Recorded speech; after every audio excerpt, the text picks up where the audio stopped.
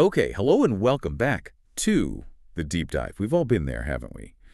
Looking at a stack of revision notes, maybe for something like the MSRA, thinking, okay, how do I make sense of all this? What's really the important stuff? It can definitely feel overwhelming, like trying to find the key points in a huge amount of information. Totally. And that's what we're doing today. You sent us your revision notes on amenorrhea, a topic that pops up a lot, especially in medical exams like the MSRA, the multi-specialty recruitment assessment. Ah, yes, amenorrhea, a really fundamental condition to grasp. So our plan, our deep dive, is to go through your notes together. We'll pull out the highest yield bits, connect the dots, and hopefully structure it so it really sticks in your head, making these notes work for you. Exactly. We'll cover the definitions, the causes, there's quite a few, how you'd approach someone presenting with it, the investigations, management, all based purely on the notes you've provided. All right, let's jump right in. So starting right at the beginning, just like in your notes, what actually is amenorrhea? Okay, so simply put, it's when a woman of reproductive age isn't having menstrual periods. But the crucial thing your notes highlight immediately is the split, primary versus secondary amenorrhea. Okay, and what's the difference there? Well, the definitions are key. You want to remember these numbers. Primary amenorrhea means menstruation has never happened. The notes specify no period by age 15 if secondary sexual characteristics like breast development are present, Okay, or by age 13 if those characteristics are absent. Secondary amenorrhea is different periods started but then stopped. The notes say cessation for 3-6 months if cycles were regular before, or 6-12 months if they were irregular. got it. So those ages and durations are the first thing to pin down? Definitely.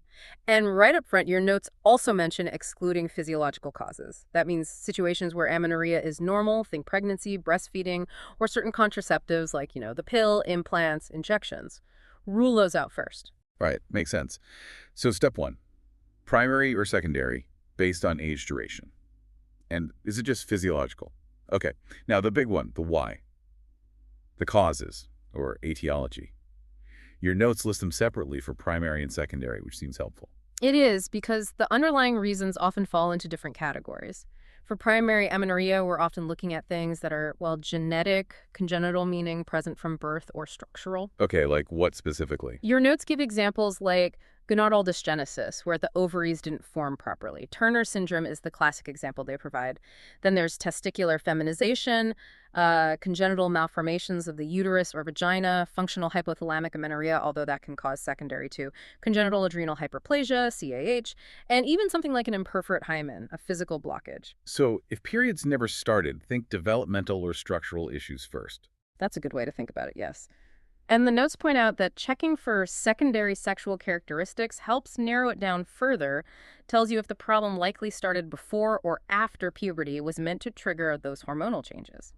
Now, for secondary amenorrhea, the list of potential causes is, much longer. Yeah, I saw that in the notes. Where do we start with that? Pregnancy. It's listed first again because, while physiological, it's the most common reason periods stop suddenly. You always consider it. Then you've got a whole range of hormonal and systemic things. PCOS, polycystic ovary syndrome, is a big one. Hypothalamic dysfunction, often linked to stress, significant weight loss, or intense exercise. Hyperprolactinemia, too much prolactin hormone. So hormonal imbalances are key players. Absolutely. And lifestyle factors, too. The notes explicitly mention excessive exercise, extreme weight loss, and high levels of stress. Then there are endocrine conditions like thyroid dysfunction, either over or underactive, premature ovarian failure, or POF, which is basically early menopause before age 40, and rarer things like Sheehan syndrome, which affects the pituitary after childbirth complications, and Asherman syndrome scarring inside the uterus. Wow, okay, that really covers a lot of ground. It shows how many different systems can impact menstruation, doesn't it? Brain signals, pituitary, ovaries, thyroid, adrenals, even the uterus lining itself. It really does. The interconnectedness is striking. It can be helpful, like you said, to group these secondary causes mentally. Hormonal, PCOS, thyroid, prolactin, lifestyle, stress, weight, exercise, anatomical, Asherman, specific syndromes, Sheehan's, premature ovarian failure. It helps organize that long list from the notes. That's a really practical way to approach it. Speaking of who gets affected, your notes also list risk factors. So who's more likely to experience amenorrhea, according to this material? The notes mention a few things. A family history of similar issues is one. Weight is another, specifically obesity or very low body weight. excessive exercise, or high physical stress levels. And mental health conditions, particularly eating disorders, are also listed as risk factors. Right, so it connects lifestyle, genetics, and mental health back to reproductive function. It's not always just a simple biological switch. Exactly. It broadens the perspective for assessment. The notes then briefly touch on the pathophysiology, the how. What's the core mechanism described there? It boils down to two main possibilities, according to the notes. Either a disruption in the normal hormone signaling pathway, the communication between the brain's hypothalamus, the pituitary gland, and the ovaries, that whole HPO axis. Okay, the signals. Or structural abnormalities within the reproductive organs themselves that physically prevent bleeding. So fundamentally, it's either a problem with the messages being sent or a problem with the physical parts that should respond. Signals or machinery. Simple enough concept. Okay, now for the detective work, differential diagnosis, really key for exams, right? Your notes give a general list, then specifics for primary and secondary. They do. The general list hits the most common or critical things to consider. Pregnancy, always. Primary ovarian insufficiency, POF. Hypothalamic amenorrhea, PCOS. Thyroid dysfunction, hyperprolactinemia, Asherman syndrome, and various anatomic abnormalities. Those are the big players to keep in mind. What about the specific lists for primary and secondary? For primary, the notes specifically add constitutional delay in puberty, basically just developing later than average. Also, genitourinary malformations, testicular feminization, hyperprolactinemia again, and interestingly, pregnancy less common in primary, but technically possible depending on the scenario. And for secondary, that list felt quite long when we looked at the causes earlier. It is comprehensive in the notes. The secondary differential list includes pregnancy, number 1, lactation, menopause if the woman is over 40, contraception effects like the depot, implant, or even after stopping the pill, sometimes post-pill amenorrhea, structural issues like cervical stenosis or Asherman's, intrauterine adhesions, hypothalamic dysfunction, very common, weight loss anorexia, pituitary problems, hyperprolactinemia, thyroid disease, and iatrogenic causes, meaning related to medical treatment. That's a hefty list. How do you approach narrowing that down? Well, the notes give a really useful hint here. They specifically mention thinking about androgen excess in secondary amenorrhea. This raises a key question from the notes. If your patient also has signs like hirsutism, excess hair, acne, or perhaps some balding, Signs of high androgens. exactly, then the notes steer you towards specific diagnoses on that list, like PCOS, Cushing's syndrome, late-onset CAH, or even rarely, an adrenal or ovarian carcinoma. So using those associated symptoms is crucial for navigating the differential list. That makes sense. It helps filter that long list based on the clinical picture. So using the other symptoms mentioned in the notes is key. Maybe mentally grouping the common secondary causes could help too. Absolutely. Creating memory aids or structures from the notes is what makes revision stick. Maybe think pregnancy first, then the hormonal cluster, PCOS, thyroid, prolactin, hypothalamic, POF, then anatomical, Asherman's, and finally, lifestyle other causes. It's about making the information manageable based on the source material. Definitely. Okay, quick stats check, epidemiology. How common is this condition, based on your notes? The notes give UK figures. Primary amenorrhea is pretty uncommon, around 0.3%, but secondary amenorrhea is much more frequent, affecting roughly 3–4% of reproductive-aged women. And the notes add that it's particularly more common in athletes. Okay, so primary is rare, but you'll likely see secondary amenorrhea quite often. Good context. Right, let's shift to the clinic. How does a patient actually present? What do you look for? What do you ask?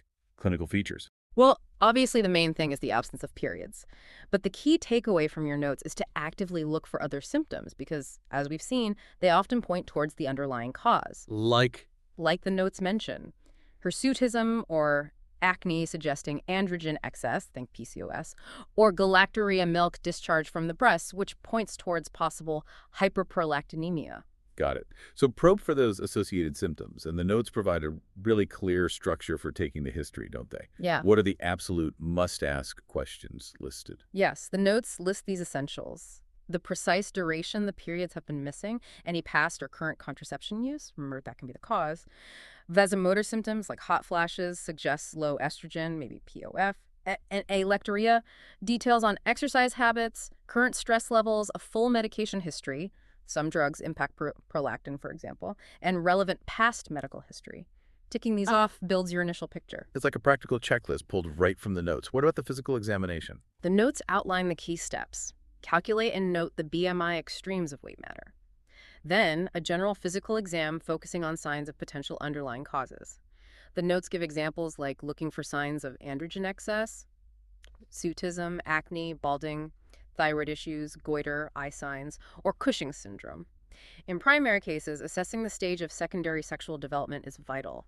And finally, a pelvic exam, vaginal and possibly bimanual, might be indicated, especially if you suspect a structural cause or a pelvic mass. The notes specifically say this is to rule out masses, pointing out not all are uterine. Right, checking the anatomy makes sense. It's helpful how the notes often give the why behind a step. Okay, so history and exam provide clues. Then come the investigations to confirm things. How do the notes lay out that pathway? They start with the absolute essential, non-negotiable first step in secondary amenorrhea, a pregnancy test. Always rule that out. After that, it's about hormonal assessment. The notes list the core blood tests: FSH, follicle-stimulating hormone; LH, luteinizing hormone; prolactin, thyroid function tests, TFTs; and androgen levels like testosterone. And the interpretation of those results is crucial, isn't it? The notes cover that. Hugely important, yes. The notes state, high FSH and LH often points to ovarian failure, like POF. If you see high FSH-LH and the patient has short stature in a primary case, the notes suggest thinking about Turner syndrome. Conversely, low FSH and LH, especially with normal height, might suggest constitutional delay or a hypothalamic cause. High prolactin needs confirming and investigating further. High testosterone might indicate a tumor, but PCOS is a much more common cause of milder elevations. Understanding those patterns is really high yield from these notes. It really directs your next steps. TFTs are specifically listed as thyroid issues are a treatable cause. Pelvic ultrasound is mentioned as useful for suspected PCOS, looking at the ovaries, or for checking anatomy in primary amenorrhea, especially in younger girls. Any other investigations mentioned for specific situations? Yes, the notes list further tests, often needing referral. Karyotyping, chromosome analysis, for suspected Turners. MRI or CT scans if a pituitary tumor, for high prolactin, or an adrenal ovarian tumor for high androgens is suspected, and hysteroscopy, looking inside the uterus, if Asherman syndrome seems likely. Okay, so investigations are targeted based on suspicion. Anything else noteworthy in that section? Yes, actually, a very practical point about prolactin. Your notes specify that if the first test is high, it should be repeated, measured at least twice before launching into expensive scans like an MRI. Oh, why is that? Well, it's because prolactin levels can be temporarily raised by everyday things: stress, eating just before the test, even a recent breast exam. Repeating it helps ensure it's a persistent elevation before further investigation. A really useful clinical pearl from the notes. That is a great practical tip. Avoids unnecessary workup. Okay, so we've defined amenorrhea, explored causes, assessed the patient, run the tests. Now, management. How do the notes say we should approach treatment? The absolute core principle emphasized in your notes is treatment depends entirely on the underlying cause. You diagnose first, then you treat. Makes total sense. You need to know what you're treating. Precisely. General approaches listed include lifestyle changes, managing weight up or down, reducing stress. Hormonal therapy is common, like the combined contraceptive pill, OCP, or hormone replacement therapy, HRT. Surgery might be needed for structural problems like Asherman's or an imperforate hymen. And the notes add, importantly, that if fertility isn't a current goal and the cause doesn't pose other health risks, specific treatment might not always be needed just to restart periods. Okay. Are there specific points for primary versus secondary management? Yes. For primary, it's about finding and treating that specific underlying cause. HRT is specifically mentioned for conditions like Turner syndrome, Gonadaldysgenesis, and the notes highlight the reason: preventing osteoporosis due to the lack of estrogen. For secondary, the notes reiterate: first, rule out pregnancy, lactation, menopause if over 40, then treat the identified cause. Hypothyroidism is mentioned again as a key treatable example. Right. Treat the thyroid. Periods often return. Simple enough. Exactly. Other points include fertility referral if needed, contraception advice if not, HRT for premature ovarian failure, POF, starting it before age 40 and continuing until around age 50, the typical age of menopause, reassurance and monitoring for constitutional delay, surgery for structural issues, reviewing medications if they're causing high prolactin, and specialized management for complex conditions like Turner's. It covers a lot of ground based on the diagnosis. It does. And significantly, the notes emphasize bone protection. Long-term lack of periods often means low estrogen, which is bad for bone density. So the notes stress assessing osteoporosis risks, ensuring adequate calcium and vitamin D, and considering HRT or OCPs if the amenorrhea continues for more than a year, depending on the cause and the patient's situation. This whole management section really hammers home that identifying the cause is everything because the treatment plan flows directly from that. Absolutely. Diagnosis dictates the next steps. Okay, finally, let's look ahead. Prognosis and complications. What do the notes say about the long-term outlook? Well, unsurprisingly, the prognosis really depends on the underlying cause and how quickly it's addressed. And what are the main risks or complications if amenorrhea isn't managed, according to these notes? The notes list 3 key ones. Infertility, which is often the main concern driving women to seek help. Osteoporosis, that loss of bone density we talked about, a major long-term health risk. And psychological distress, which shouldn't be underestimated. Right. So it's clear from these notes that amenorrhea isn't just about period stopping. It can have really significant knock-on effects for fertility, bone health, and well-being, which underlines why a systematic approach, like the one laid out in these notes, is so important. It really does highlight the need for thorough investigation and appropriate management. So there we have it, a deep dive into your revision notes on amenorrhea.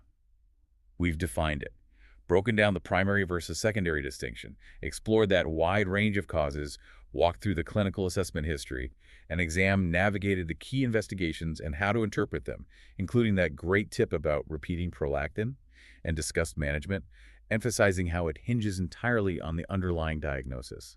Hopefully, going through your notes in this structured way provides a really solid, high-yield framework for understanding amenorrhea, whether it's for the MSRA or just general clinical knowledge. Definitely. And thinking about all those diverse causes, from brain signals down to uterine structure, here's a final thought to mull over, based on these notes. Given this interconnectedness, what other, perhaps seemingly unrelated symptoms or clinical findings might make you pause and consider whether investigating potential menstrual cycle changes should be part of the picture, even if the patient doesn't initially report amenorrhea? That's a great reflective question, encouraging that broader clinical thinking. And listen, if you are prepping for the MSRA or similar exams and found this helpful for working through your notes, you might want to check out passthemsra.com and also freesra.com for more resources. Good recommendations for those in the exam preparation phase. Thanks so much for sharing your notes and joining us for this deep dive. My pleasure. Until next time.